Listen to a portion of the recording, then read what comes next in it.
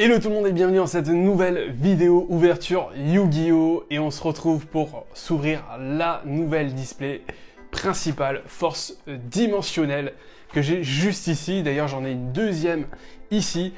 Donc comme d'habitude que je me suis procuré et c'est toujours grâce à eux que je peux vous faire ces vidéos ouverture chez mon partenaire Geekingdom. Donc qui propose la display à 79,90 € que vous pouvez retrouver directement sur leur site internet ou en boutique à Colmar ou Strasbourg. Donc merci à vous Geekingdom.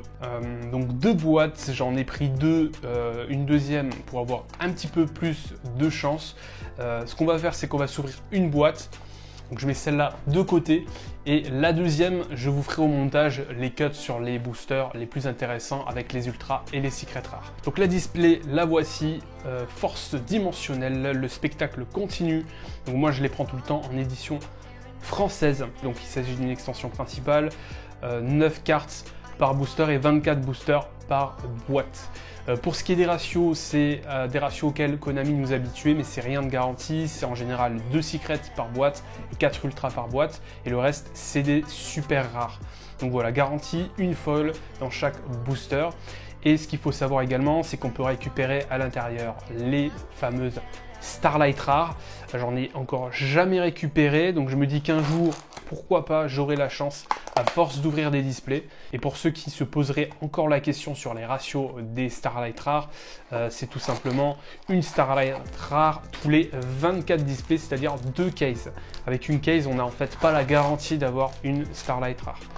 Donc les 24 boosters sont ici, il y a la deuxième display, n'oubliez pas, juste après, mais je vous ferai les cuts au montage. Et donc on va s'intéresser aux meilleures cartes de l'extension, notamment les nouvelles cartes Therion, avec le roi Regulus qui sera soit en secret, soit en Starlight rare. Donc attention, attention, j'aimerais bien au moins l'avoir en secret, pardon. C'est la secret actuellement qui pourrait coter le plus. Pour la carte qui cote le plus de l'extension, eh bien c'est une Starlight, c'est l'édition, la réédition de Beauté Fantôme et Manoir Hanté. Donc là je regarde sur vite fait Card Market, ça affiche 390 €, c'est un prix moyen, c'est un prix avant la sortie, donc évidemment qui va changer dans les prochains jours. Mais voilà, 390 en prix indicatif. On a également Abalenatus, le dragon maudit, le dragon des abysses, pardon, le Albalenatus, le dragon des abysses, en secret et également en Starlight rare. Donc pareil, ça c'est la deuxième plus grosse secret selon moi que j'aimerais récupérer. On va essayer d'avoir tout ça. Pour les ultras, j'ai pas vu grand chose qui m'intéressait. Donc l'idée c'est d'avoir un maximum de cartes différentes comme d'habitude. Et on va tout de suite commencer avec ce premier booster force dimensionnelle. Let's go. On commence avec X-Exclusion. Donc je vais pas passer trop de temps sur les communes. On a déjà les vidéos des Yu-Gi-Tubers sponsorisés qui sont sortis depuis quelques semaines. On a déjà la liste de toutes les cartes. On a eu la chance de déjà voir plein de cartes avec notamment la preview. Donc on va pas passer trop de temps. Dogmatica, Turgie, chaîne de surprise, donc magie jeu rapide, zombie hanté. Et on commence donc là avec la super rare charge Therion, donc ce nouvel archétype Therion qui sort. Je vais lire de temps en temps quand même les effets des cartes pour qu'on contemple quand même les cartes les plus importantes du set et qu'on prenne un petit peu le temps de comprendre la mécanique de ce nouvel archétype Therion qui n'est pas encore complet. On ne peut pas faire un deck pur Therion. Donc envoyer une carte Therion, charge Therion exclue ou un moteur infini système Argyro depuis votre main ou votre zone magie et piège face recto au cimetière, piochez 2 cartes. Donc la petite carte moteur de pioche pour l'archétype Therion. Burkrot Amphibie MK11, ça me fait penser à une très ancienne carte dans les éditions Yu-Gi-Oh! Ambulomélide, ouais c'est ça, Prédaplante, Vif arrière, Mère suprême, Mar. Alors le deuxième booster, Therion, Taureau, Ain, Albul Mazera, répétition générale magique continue, Bellon Griffeyer, qui est une bête, et la super rare Yaku, sa seigneur des 8 tonnerres. Donc c'est un 8 en main.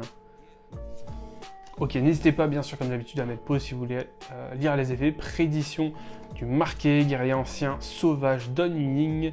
Donc il y a du guerrier ancien qui revient, médium de loi de lumière, sentinelle ensoleillée. Donc, guerrier ancien qui date je crois de assaut de l'initiation si je dis pas de bêtises. Donc c'est plutôt surprenant que ça revienne, c'est bien. Échelle pendule, couronne de matériacteur, livre de conte d'Ishoroku. Le dragon étincelant qu'on voit juste ici, qu'on devine, pour ceux qui connaissent, dragon étincelant, monstre de niveau 4 avec 1900 d'attaque, très beau dragon que j'aime beaucoup et qui est très fort du coup du haut de ses 1900 d'attaque en tant que niveau 4. Et on commence déjà avec une secret rare Visas Starfaust. Alors c'est pas la meilleure secret rare, mais c'est une très très belle secret rare. C'est tout simplement le monstre que vous pouvez avoir lors de la preview en version ultra rare. Vous savez, dans chaque extension principale, quand on a la preview, il y a toujours une des cartes du set qui existe en version ultra rare. Et pour le coup, généralement, la version ultra rare est même, c'est marrant, plus rare que la secret.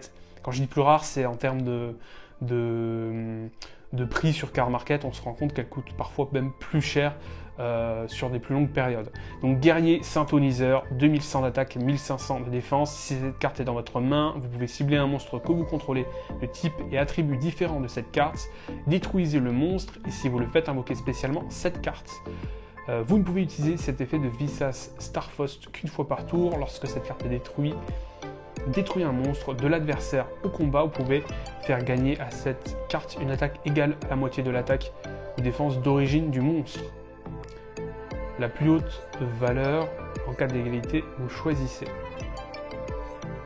Super, ok, très sympa comme effet, très sympa comme carte, en tout cas elle est super belle. Donc on a directement, dès le troisième booster, notre secret, notre première secret, Roko Guerrier Symphonique, Tengu Corbeau, Jar inversé, donc un nouvel artwork de Jar.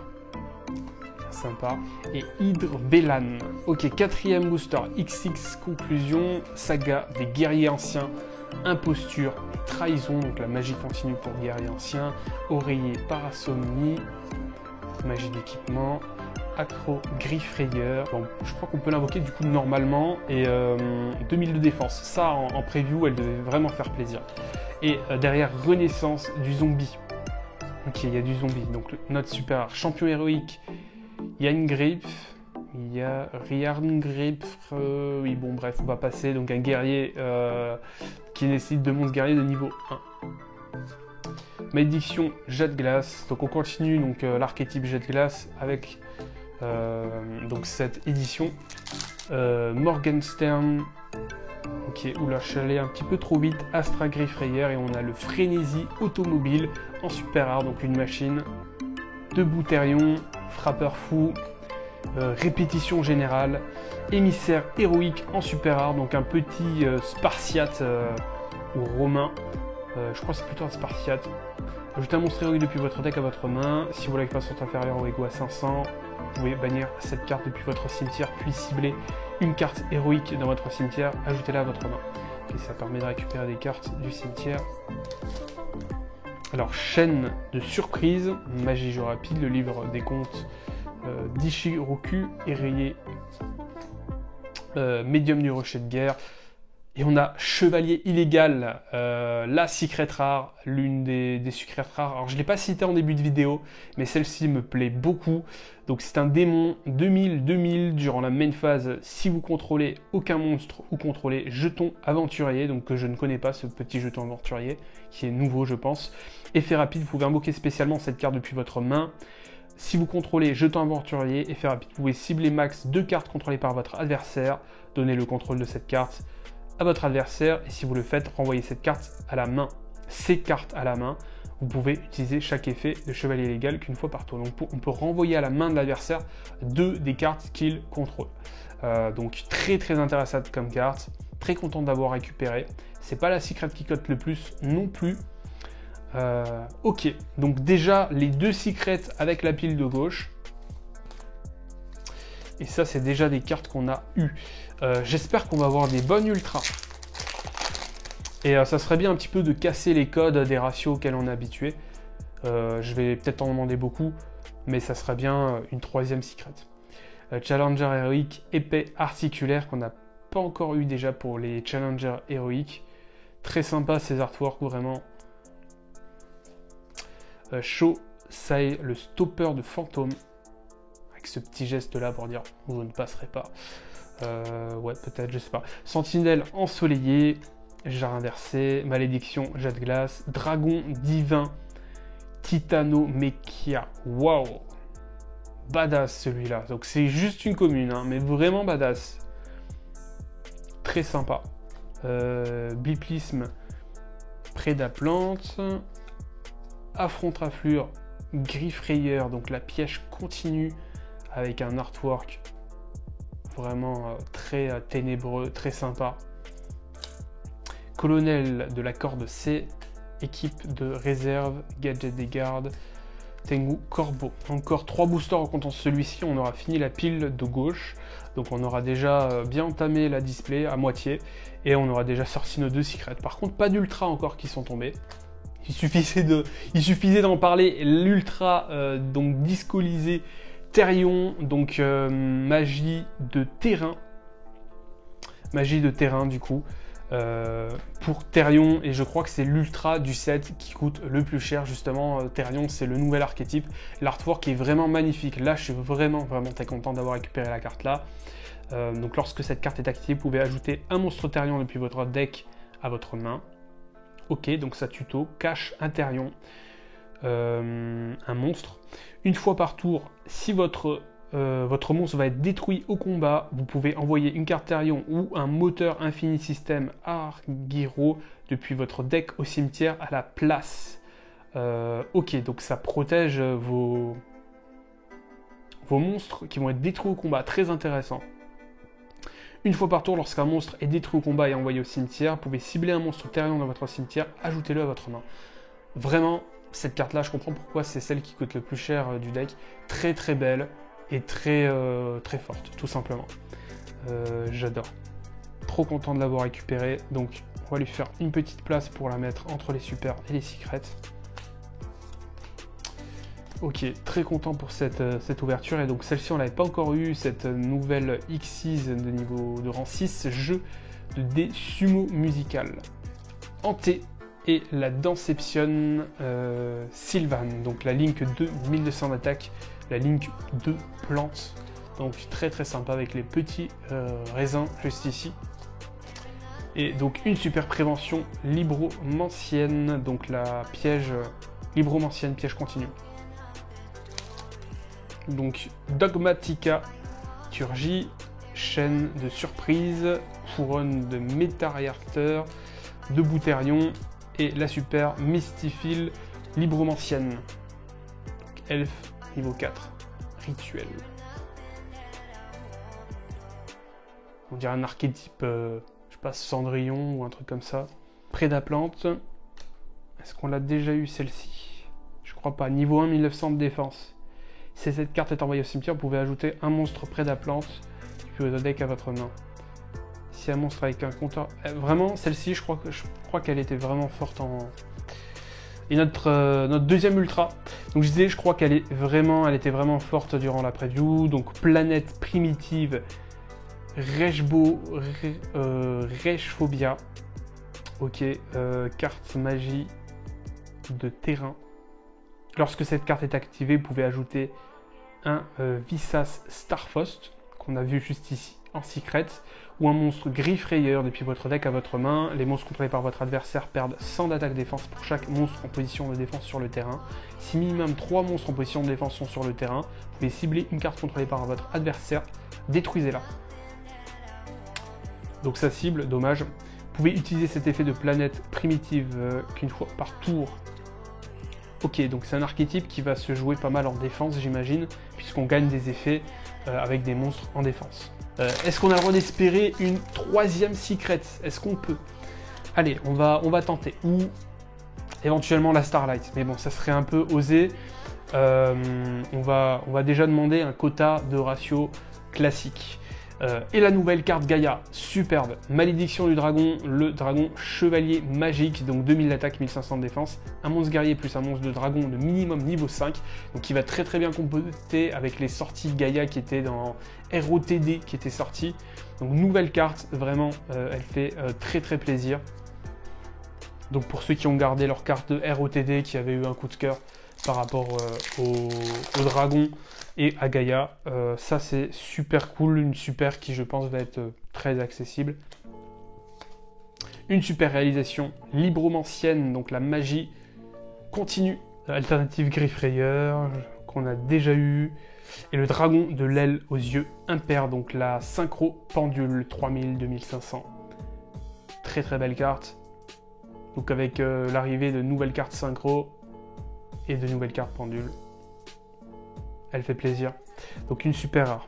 Elle va être accessible. Les cartes en super rare sont particulièrement sympathiques dans ce set, je trouve. Dragon immortel en super. Zombie synchro synthoniseur. Je vous invite, prenez le temps de lire les effets des cartes là. En tout cas, très intéressant. Je prendrai le temps de mon côté. C'est un zombie. Je prendrai le temps de mon côté. Juste après l'ouverture, tranquillement. Il fait chaud, il fait vraiment chaud aujourd'hui. Et une ultra, donc la troisième ultra, Fearburst, libromancien. Donc un Cyberburst rituel, 2800. Au-delà de l'effet de la carte en elle-même, ce qu'elle fait, il est vraiment très sympa, très très belle carte. Je vous invite à mettre pause si ça vous intéresse. Donc c'est du libromancien, superbe. On va aller assez vite. Couverture pasticielle, donc une fusion pendule. Donc on espère récupérer notre dernière ultra. Prévision météorologique qu'on a déjà eu, et donc l'ultra devrait se trouver dans ce dernier booster. On aura tout ouvert, pas de Starlight pour cette boîte. Et donc l'ultra, heureusement on a notre quota. Donc très très belle ultra, grand dragon squelettique d'or, donc qui fait référence et qui a les mêmes stats que le grand dragon d'or, pour ceux qui se souviennent ou qui connaissent. Donc cette fois-ci c'est le grand dragon squelettique d'or. Zombie synchro, il y a plein de cartes zombies comme ça qui sont très très sympas, des cartes démons comme lui, le chevalier illégal, la synchro qu'on a vue avant, zombie qui était zombie synchro synthoniseur. Ok, donc je me demande si celle-ci combote pas justement avec le zombie synchro synthoniseur qu'on a vu juste avant. Je pense qu'elles sont liées. Il n'y a pas trop besoin de lire le détail. Elles sont liées. Ok, très sympa. On en a fini pour cette première display. Donc comme promis, je vais ouvrir la deuxième. Mais je vous ferai les petits cuts qui vont bien pour vous montrer que le meilleur de la display pour finir la vidéo.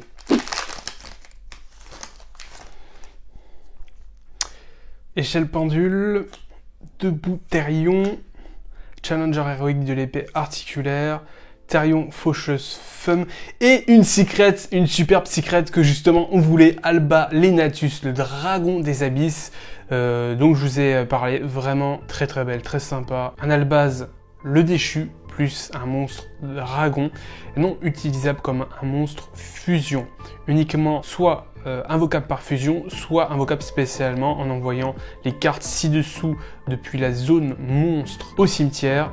Chaque battle phase, cette carte peut attaquer un nombre de fois des monstres inférieur ou égal au nombre de matériel utilisé pour elle, une fois par tour durant la end phase. Si cette carte est dans le cimetière parce qu'elle y a été envoyée ce tour, vous pouvez ajouter une magie normale, polymérisation, ou magie normale, fusion depuis votre deck à votre main. Excellente. Challenger héroïque, épée articulaire, frappeur fou, oreiller Parasonie, Therion Duc Yule, et une secret encore les amis, punisseur de la faim psychique, 3500, la carte est vraiment badass. Regardez-moi ça, c'est pas la secret la plus chère du set, je vous le dis tout de suite. Donc un synthoniseur plus un monstre non synthoniseur, tant que vos life points sont inférieurs ou égaux à ceux de votre adversaire, cette carte invoquée par synchronisation n'est pas affectée par les effets activés de votre adversaire. Une fois par tour, vous pouvez payer 1000 life points puis cibler un monstre que vous contrôlez et une carte contrôlée par votre adversaire, bannissez-les au début de la battle phase, vous pouvez faire gagner à cette carte une attaque égale à la différence entre vos life points et ceux de votre adversaire. C'est le nouvel archétype qui, il me semble, joue du coup avec tout ce qui est life points, avec pour activer les effets, pour gagner des effets puissants. Et une ultra, le déplacement libromancien en piège. Super, vraiment très très belle cette nouvelle carte, donc libromancien. Ciblez un monstre libromancien que vous contrôlez, un monstre contrôlé par votre adversaire, envoyez vos monstres à la main et si vous le faites, prenez le contrôle du monstre de l'adversaire. Donc c'est un archétype très sympa, un petit peu à l'image de renoncer qui prend les monstres de l'adversaire. Très très sympa, je vous laisse mettre pause si vous voulez lire la suite de l'effet.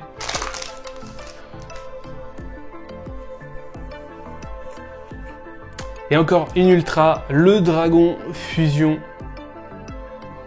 Préda, pouvoir, venin affamé. J'ai un petit peu du mal à lire la carte là à travers mon écran. Donc 3600-2500 dragons qui nécessitent un monstre fusion ténèbres plus un monstre fusion. Donc tout ce qui est monstre préda plante, c'est bien en target à super poli. À voir si lui va être joué et utilisé. Il est vraiment très badass. Il faut un monstre fusion ténèbres et un monstre fusion. Ça pourra pas être joué sur tous les méta et tout le temps. Cette carte est toujours traitée comme une carte prédaplante. Une fois par tour, lorsqu'une carte ou un effet est activé, effet rapide, vous pouvez sacrifier un monstre sur l'un des terrains.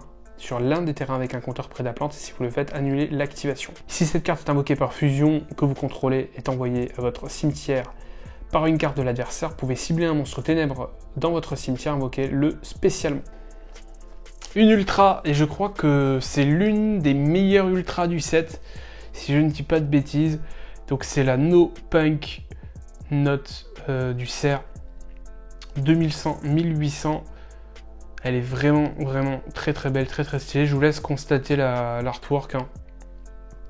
Donc guerrier, vous pouvez révéler un monstre punk dans votre main, invoquer spécialement soit le monstre révélé, soit cette carte, et envoyer l'autre au cimetière. Si cette carte est envoyée depuis le terrain à votre cimetière, vous pouvez cibler un monstre punk, monstre de niveau 5 exclu de votre cimetière, invoquez-le spécialement, mais vous ne pouvez pas invoquer spécialement No Punk Note du cerf le reste de ce tour. Donc très importante pour le deck No Punk. Vraiment super belle.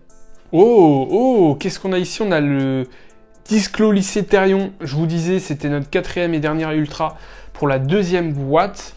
Et on vient de toper donc directement une 5e ultra dans la boîte. Voilà, juste ici, qu'on a déjà eu dans la première boîte.